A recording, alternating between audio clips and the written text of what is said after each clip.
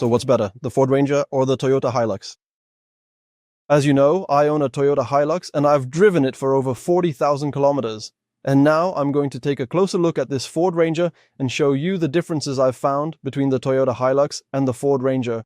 And to make the comparison fair, I have chosen this Ranger, which has been slightly modified in a similar way to my own Hilux. My Hilux has a lift kit from RB, just like this truck. The first thing you'll notice about the Ranger is the interior. When you look at the Ranger's interior, the difference compared to the Hilux is immediately clear. All it really takes is adding a bit of faux leather here on the dashboard, giving it these angular shapes, and the truck really looks beautifully modern and, well, more stylish. The Hilux, on the other hand, has a dashboard that's a few years old now. It's just not as trendy as this truck. There are a lot of modern car features here. That means lane keeping assist, adaptive cruise control. For example, right here, the parking brake. On the Hilux, you have the old school lever. You just pull it up by hand to engage the parking brake. Here, it's electronic. The 4x4 selector, it's electronic, just like in the Hilux. Here's another difference you can see. There's a 230 volt outlet here, whereas the Hilux has the same outlet here in the armrest. Here, there's a USB charging port, but the Hilux has no USB charging in the back at all. It's only in the front. The very first thing that caught my eye, and which affects the handling, are the optional huge 20-inch wheels. In contrast, the biggest you can get on a Hilux is an 18-inch wheel. As an off-roader, I honestly don't understand what good such large rims are on an all-terrain vehicle. Personally, I would recommend, if at all possible, getting 17-inch rims for this truck and putting a big tire on them. The reason is obvious. When you have a large tire, in off-road conditions when you're driving over rocks, the tire can nicely deform around the rock and you can get through. But when you have low-profile tires, they don't work as well off-road. They only work well on the pavement. And this truck definitely isn't meant for just pavement. Another clearly visible difference is the sensors in the bumpers. On the Wildtrak, you have 1, 2, 3, and 3 on the other side for a total of 6 sensors facing both forward and completely to the side. And if I look at the back of the truck, it's the same story. The Ford can detect obstacles to the side. 1 sensor, a second, a third, fourth, fifth, and sixth. In contrast, the Hilux only has 4 in the back and just 2 in the front. So, what about its off-road capability? Let's take a look at the ground clearance and the approach angles. A stock Hilux, according to the manufacturer's specs, has a front approach angle of 29 degrees, while the Ranger has a front approach angle of 28. I also measured my own truck, and with the stock bumper and the lift kit, the front approach angle is 34 degrees. And with the ARB bumper on the Hilux, the front approach angle in the middle of the truck is a brutal 38 degrees. So how does this Ranger compare? To measure the approach angles, I have a special tool here, a plank of wood and a digital protractor. And the approach angle is 31 degrees with the ARB bumper and the lift, compared to the stock bumper on the Hilux, which is 34 degrees. That's not very impressive. On the other hand, you can approach any bumps at an angle. That's when it gets interesting, because if I measure the angle in front of the bumper at this spot, at this moment, I get a brutal 47 degrees. So if you take that bump at an angle, you're able to climb a pretty steep incline. The biggest obstacle here is this little strip. 35 degrees approach angle. If I were to press the strip down, it's 46. So here I see a brutal 76 degree approach angle. It's basically as if there were no bumper here at all. This angle on a stock Ranger is 25.5 and on a stock Hilux it's 26. This truck is lifted, so it should have a better angle, and it also has a custom ARB bumper. And when I measure it, I see 29.5. That means an improvement of about 4 degrees. What's the approach angle here on the Hilux? My protractor shows approximately 29.8 for clarity. Based on these angles, it's clear that the winner in terms of approach angles is the Hilux. Here I am at the rear axle. This is the rear differential. So when I measure its ground clearance,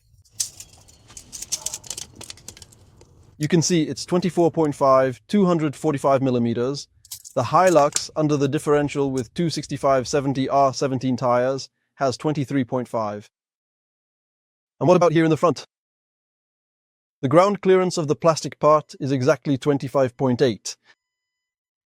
So 258 millimeters is your actual ground clearance. This means the plastic parts are more or less at the same height as the rear differential. So your limit is that you can drive in ruts that are a maximum of 25 centimeters deep, and then you'll get stuck. Because once the wheels drop 25 centimeters, you'll bottom out right here. The limit for this truck with these wheels is ruts that are a maximum of 25 centimeters deep. This is probably the lowest point at the front of the Hilux, and from the ground, it's 29 centimeters. To be fair, regarding the ground clearance, it's important to say that this truck has larger tires on these 20-inch rims than the stock version. Normally, as Ford sells it, the tires are size 255/55 R20, and this truck has 265/60 R20.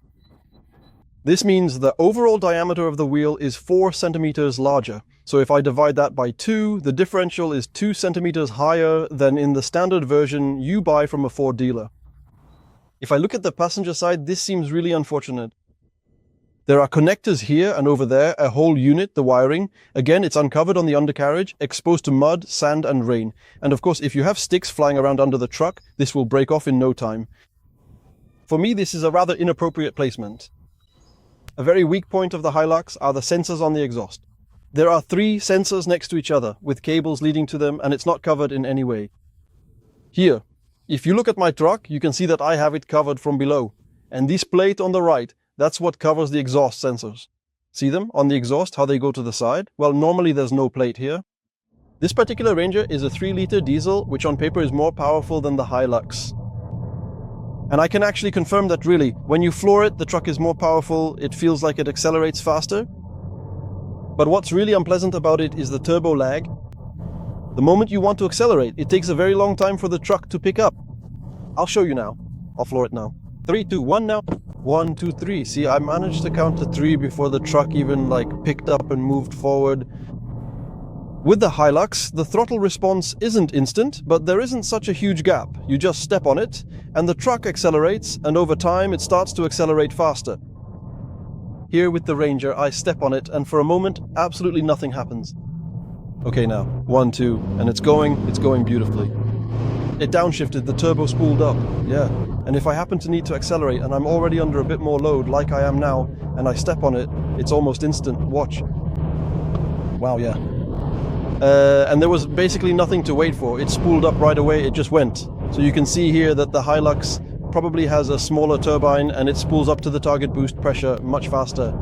And the engine, although the truck accelerates slower in terms of power, it has less power, the throttle response is much more user-friendly. The Ranger unfortunately suffers from the modern car syndrome. That means there's a modern infotainment system with everything integrated into this one big display.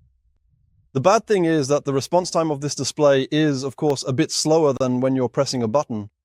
And sometimes it's really frustrating that you're trying to select something here and before it even shows up, it just takes time. You press it.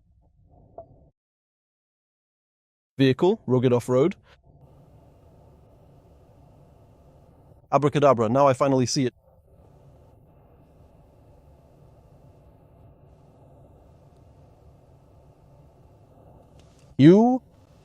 On the Hilux, the infotainment is a bit simpler. On the other hand, you have everything you need here. And the response speed is on a whole other level. I press info, it's right there.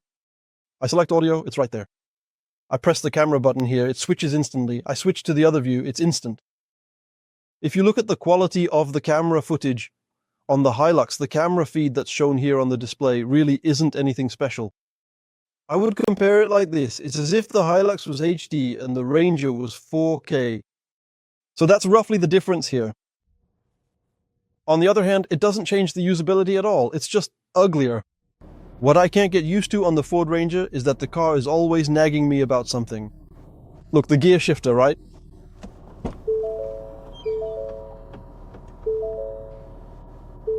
It shifted into park by itself, and it's also chiming at me that my door is open. I get out and the car honks.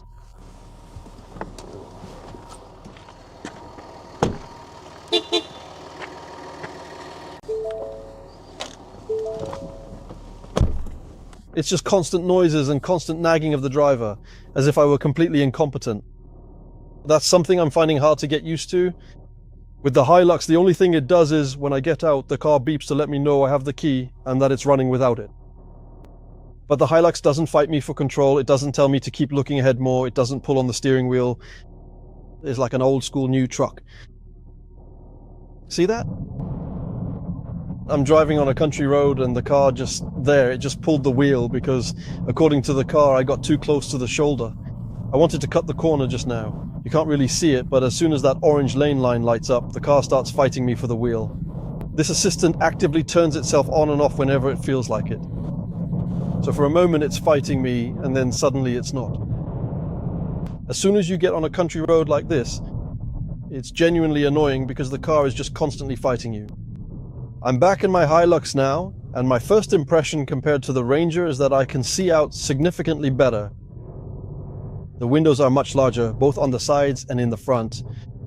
I have a great view over the hood, which slopes down gradually instead of being flat. And the dashboard is a bit lower too, so the interior feels more spacious. And it's easier for me to read the environment around the truck. Both my Hilux and this Ranger have BF Goodrich KO2 tires, and in this Ranger I can definitely hear the tires on the rear axle in the back much more than in the Hilux. It's interesting, even in the Hilux you can really hear that difference, where you don't hear much from the front, but you do hear it from the back, from that solid axle on leaf springs. And here in the Ranger I feel like I hear it even more. As for noise, I have to say that the road noise from the tires is definitely lower in here.